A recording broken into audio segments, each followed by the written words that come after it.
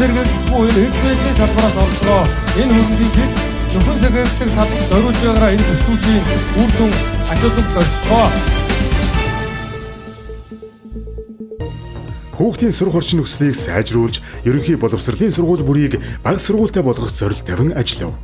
2016-аас 2024 онд 78.2 тэрбум төгрөгийн хөрөнгө оруулалт бүхий 12 цэцэрлэг, 5 сургууль, 4 дотуур байр, 5 спорт заалны барилга ашиглалтанд бүрэн оруулав. 3 цэцэрлэг, 5 сургууль, 2 дотуур байр, 1 спорт заалны барилгын ажил хэрэгжиж байна. Үүний үр дүнд ерөнхий боловсролын сургуулийн хүчин чадал 8.5%-аар, цэцэрлэгийн хүчин чадал 15.7%-аар, дотуур байрны хүчин чадал 18.2%-аар тус нэмэгдлээ. Мөн 2024 онд аймгийн бүх ерөнхий боловсролын сургуулийн багш сурагчийн ширээ сандлыг шинчилж, жишг сургууль болох эхлэлийг тавилаа.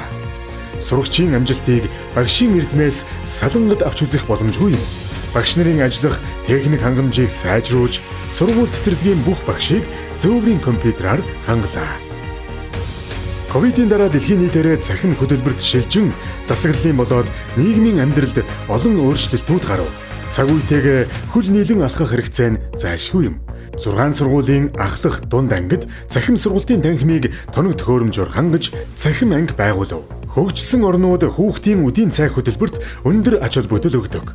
Аюулгүй үдийн цай, хоол, жаргалан кафе төслийг хэрэгжүүлснээр үдийн цай хөтөлбөрт хамрагдах боломжгүй дунд ахлах ангийн сурагчид болон багш ажилчдад зориулж аймгийн бүх сургуульд эрүүл ахуйн шаардлага хангасан эрүүл хоол хүнсээр үйлчилж байна.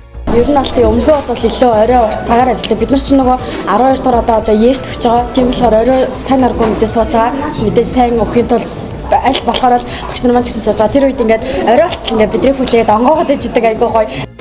Мөн гэр сургууль гэртээ автобусаар төслийн хүрээнд сургуулиасаа хол амьдардаг азлагдсан багийн сурагчдын аюулгүй байдлыг хангах зорилгоор сургуулиудыг автобустай болгон үн төлбөргүй, эрсдэлгүй нийт 5,000 сурагчдад хүрч үйлчлэх болов.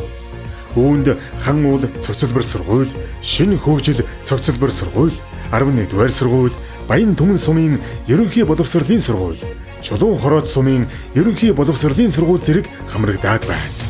Цаашид Хэрлэн сумын бүх ерөнхий боловсролын сургуулиуд хүн амигтэй сумдын сургуулийг сурагчийн автобустай болгохоор зорин ажиллаж байна. Хөдөө боловсон ариун цэврийн байгууламжтай байх нь үлгэр мэт санагдаж байсан үе саяхан. Тэгвэл Дорнод аймаг сумдынхаа бүх сургууль, цэцэрлэг, дотуур байр, эмнэлгийг эрүүл ахуйн шаардлага хангасан боловсон ариун цэврийн байгууламжтай болгож модон жорлон халав.